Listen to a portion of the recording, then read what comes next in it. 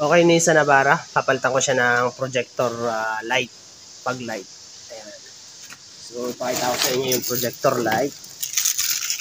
Ito yun. Ito yung may kasama sa high beam. Ayan yung socket. So, tignan muna natin yung ilaw niya. Ito kasi naka-LED lights na.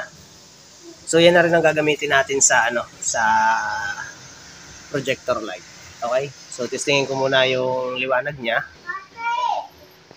Okay, ito yung niya, yung LED lights. Ayan, kung makikita nyo. Ayan yung tama niya sa kalye. So, ipakita ko sa inyo yung tama naman ng projector light. Okay? Ikakabit ko na muna yung isa. Okay na, ikabit ko na yung pag-light. Ayan ang itsura niya. So, titestingin naman natin kung ano yung liwanag niya at yung comparison niya doon sa stock na assembly na LED na dilaw. Okay? Buhayin ko muna. Yan ay kasama na sa high beam, low beam. Yan yung pag-light, okay? So, kung makikita nyo, yun yung naka-projector na at ito yung standard lang. Tingnan nyo, may guhit siya. Ito ay basta lang na nakaganon. Tapos buhayin ko na yung headlight. Ayan ang headlight, puti na rin siya. So, iba-bright natin yan. Ayan, kung mapansin nyo doon sa right side, ayan. Yan ang niya. Kasama siya sa high beam. Okay, tumataas yung ilaw niya, yung liwanag. Okay. So, pakita natin yung liwanag niya. Lakas. Okay. Patayin ko na muna.